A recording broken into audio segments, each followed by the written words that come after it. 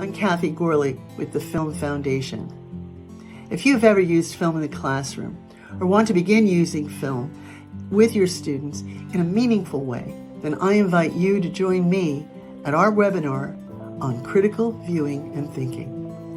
During the webinar, we will screen and analyze a scene from Spike Lee's 1997 documentary, Four Little Girls.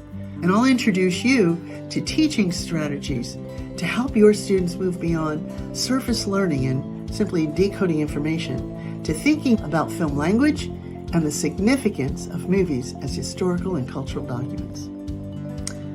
To be critical thinkers in the 21st century, our students need to be critical viewers.